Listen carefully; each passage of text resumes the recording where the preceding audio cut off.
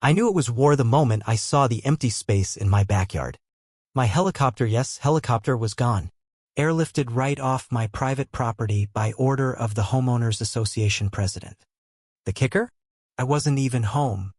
I was 800 miles away flying a medevac mission to deliver an emergency kidney transplant, saving someone's life. While I was doing that, this woman Marlene Winthrop, our self-appointed HOA president, sent a private recovery company to seize my aircraft. She even left a handwritten note taped to my garage door that read, "Maybe now you'll mow your lawn properly." That's when I realized this wasn't a misunderstanding. This was personal. Let me rewind a bit.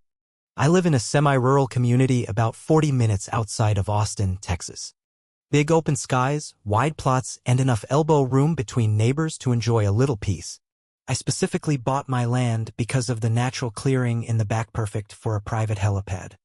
I'm a licensed pilot, a former Army air medic, and now a freelance emergency response pilot.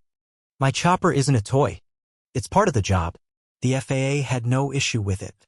Neither did the county. I followed every regulation, flight path, noise limits, even the timing of my landings.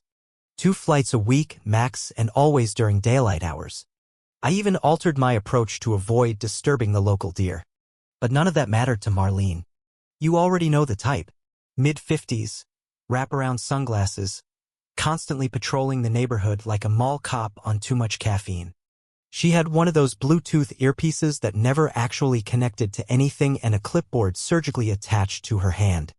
She wasn't just on the HOA board, she was the board. No one else wanted the job, so she just kept it. For 6 years. She fined a neighbor once because his garden tulips were not within the neighborhood's agreed color palette. To Marlene, my helicopter wasn't a licensed aircraft. It was a declaration of war. The first shot was passive-aggressive. A typed note stuck to my fence: aircraft should not be landing in residential zones. This isn't Top Gun. The next came anonymously in the mailbox. The constant wind disrupts nesting birds. Then came the town meeting. There is an aircraft, Marlene declared, that enters and exits our skies without HOA clearance. We don't know what it's carrying. We don't know if it's safe. For all we know, it could be filming our children. The room gasped. I stood up, calm and clear. It's me. I fly that helicopter. I'm FAA certified and have saved 3 lives this year with it. She blinked and said flatly, this neighborhood wasn't zoned for ego. I expected the drama. I didn't expect the ambush.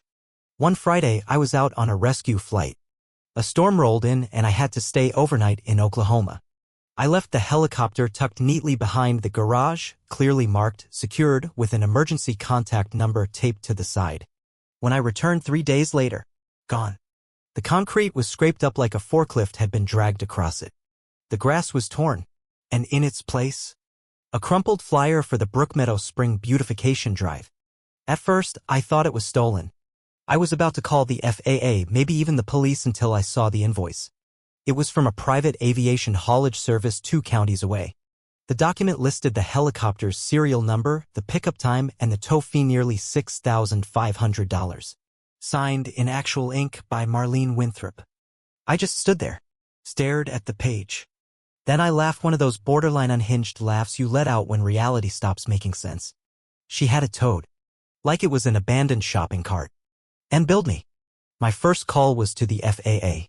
The guy on the line actually choked on his coffee. My second call was to my cousin Devin, who also happens to be a real estate and aviation attorney. Devin is the kind of guy who wears cufflinks to backyard cookouts and once got a speeding ticket dismissed because he found a typo in the radar gun manual. Devin listened, then said 4 words: she's cooked. Send everything. By the end of the day, he had a file prepped for the FAA and the county. The HOA had removed a registered aircraft from private property without consent, without proper clearance, and without notifying the owner. That's not just trespassing, it's a federal offense. Part 91 of FAA law, if you're wondering. But Marlene wasn't done. When I confronted her in public, politely she smirked and said, the community voted. Safety concerns outweigh your hobby. I told her it wasn't a hobby. It was licensed equipment used for emergency response. She leaned in and said, not my concern. This isn't an airfield. Maybe now we'll all get some peace and quiet. That's when I got the idea.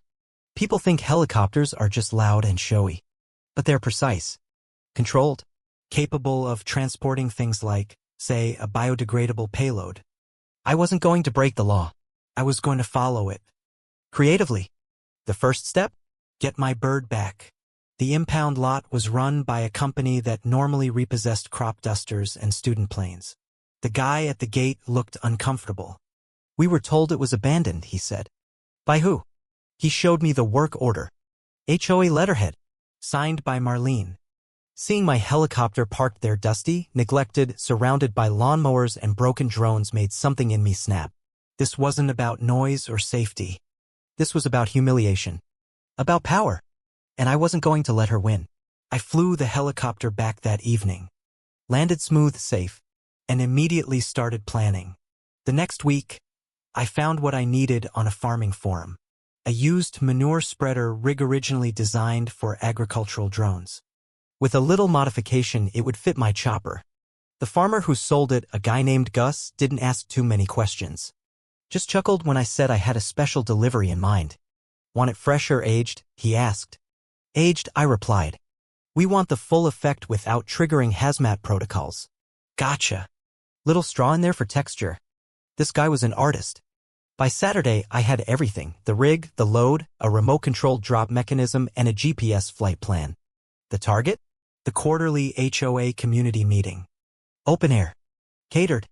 Featuring a speech by Marlene herself, all about civic pride and cooperation. There was just one complication. Senator Hugh Blevins had been invited. Marlene was trying to land a seat on the zoning board. That meant I had to be careful. Very careful. Dropping manure on a politician? Not a great idea. So I adapted. That night, I built a life-sized cardboard cutout of Marlene. Clipboard, sunglasses, permanent frown. I planted it just off the stage the night before the meeting. The next morning was clear and calm. I logged a visual mapping flyover with the FAA totally routine. Totally boring sounding. Legal as hell. As the meeting started, I hovered 300 feet up. Everyone was there: residents, press, local officials. Marlene was mid-speech, arms raised like she was delivering the Gettysburg Address.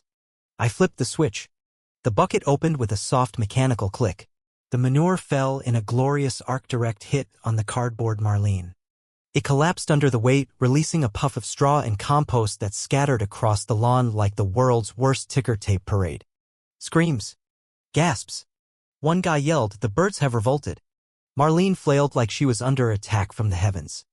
The senator dove behind a folding table. Kids laughed. Reporters filmed everything. I hovered just long enough for them to read the tail number. Then I turned and flew home, slow and smooth. By the time I landed, my phone was ringing. "Devin, you're viral," he said. 15,000 views in 20 minutes. They're calling it the Poppening. Legally? You're a saint. Didn't hit a soul? Didn't damage property. You're fine. The police came by later. 2 bored-looking officers with coffee cups in hand. This the launch site? Yep. Fully legal? Yes, sir. They watched the video. One muttered, "Damn, that's actually impressive." Marlene wasn't done. She filed a formal complaint. Then a lawsuit. Claimed I caused public endangerment and emotional trauma. Devin nearly cried laughing. "The only thing she's endangered is her own credibility," he said. The lawsuit fizzled. The board ousted her within a week. Her farewell press conference devolved into a rant about jetpacks and flamethrowers. By month's end, she'd moved out. And the neighborhood? It changed. Kids rode bikes again. People smiled. Lawn signs popped up. The sky remembers. I never ran for HOA president. Didn't need to. The board asked me to consult on airspace and community relations. I agreed on one condition: no more fines for wildflowers. They nodded. Weeks later, I got a letter from the FAA. Not a warning. A certificate. Pilot of the Year for services rendered in fertilizer and freedom. I hung it in the garage next to the modified manure rig. And every once in a while, I take the helicopter up. Just a short loop over the park. Not low. Just enough. To remind them. Some of us don't need clipboards. We have altitude. And a bucket on standby.